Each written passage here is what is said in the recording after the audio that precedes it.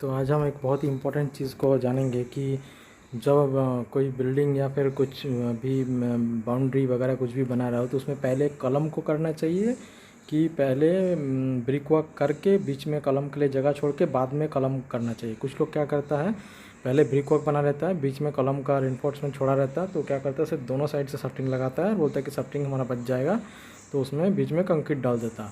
तो अब सही तरीका क्या है वो आज हम लोग जानेंगे।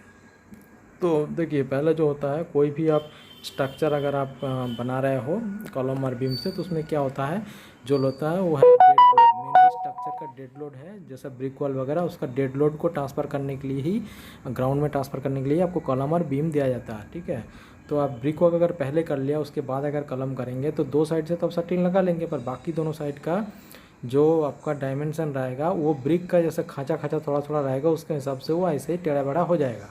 ठीक है, तो उसके हिसाब से क्या होगा, कलम का जो है साहुल जो है, मतलब ऊपर से लेके नीचे तक उसका जो वर्टिकलिटी है वो नहीं रहेगा। तो वर्टिकलिटी नहीं रहेगा तो कलम का वेट का डिस्ट्रीब्यूशन सही से नहीं होगा। कलम का वेट का डिस्ट्रीब्यूशन अगर फाउंडेशन में नहीं हुआ, वो हिला रहा, तो उसका वेट डिस्ट्रीब्यूशन दूसरी तरफ होगा, तो वो फाउंडेशन कमज़ोर होगा। ये तो पहली बात है। दूसरी बात है, जब आप कंक्रीट करोगे तब अगर ब्रिक का दोनों साइड से आप सटिंग लगा के एक दो साइड में अगर आपका ब्रिक रहेगा, तो क्या होगा, आप जब कंक्रीट करोगे, कंक्रीट का जो मॉइस्चर होगा, मतलब कंक्रीट में जो पानी रहेगा, जैसे आप सीमेंट, एग्रीगेट, सैंड और पानी मिला के जो कंक्रीट बनाया, उसका जो पानी रहेगा वो ब्रिक वॉल का जो ब्रिक है वो सोख लेगा। तो उससे क्या होगा, कलम में कंक्रीट का पानी पहले से कम हो जाएगा। और उसके बाद क्या होगा, क्यूरिंग करते हैं, जैसे कि कलम सीमेंट का जो कंक्रीट रहेगा, वो सीमेंट रहेगा, उसमें हीट ऑफ हाइड्रेशन जनरेट होगा, तो तुरंत तो हम लोग क्यूरिंग करेंगे नहीं, उसमें पहले देंगे तो पानी तो पहले ही चूस लेगा। पानी चूस लेगा तो उससे क्या होगा, कलम का कंक्रीट पहले से कमज़ोर हो जाएगा। उसके बाद आप कितना भी क्यूरिंग करो, कलम का कंक्रीट कमज़ोर रहेगा। ठीक है, पर जनरली लोग ऐसे ही करते हैं कि पहले हम ब्रिक वॉल करेंगे, फिर हम कलम करेंगे, घर बनाएंगे तो भी ऐसा करेगा, बाउंड्री वॉल तो करते ही ऐसा। तो उसमें क्या होता है, लोग क्यों नहीं होता, क्योंकि जो है नॉर्मली कोई जो घर है आप कितना दिन के लिए बनाते हैं, मान लीजिए आप 50 साल के लिए बना रहे हो, तो नॉर्मली जो घर आप 50 साल के लिए बना रहे हो, अगर आप ऐसा करोगे तो घर 50 साल नहीं टिकेगा, 30 साल 35 साल टिकेगा, मतलब आज ही तो नहीं ख़राब हो जाएगा ना, इसलिए लंबा टाइम तक रहता है। तो लोगों को लगता है कि कोई इशू नहीं है, घर तो चल रहा है मेरा।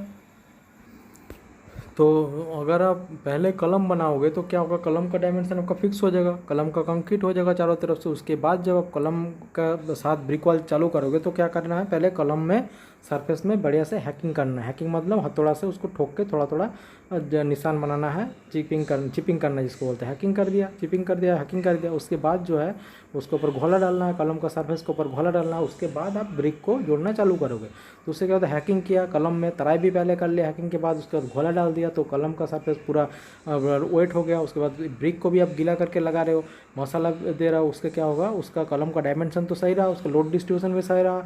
उसके बाद ब्रिक कलम का कंक्रीट का मॉइस्चर कहीं पे गया नहीं, उसके बाद ब्रिक का मॉइस्चर भी कहीं पे गया नहीं, क्योंकि कलम भी वेट है, ब्रिक भी वेट है, और मसाला भी वेट तो होता ही है। तो उससे क्या होता है, उसका स्ट्रेंथ भी बरकरार रहता है, और कलम और बीम ब्रिक का बीच में जॉइंट बहुत ही मजबूत से बनता है।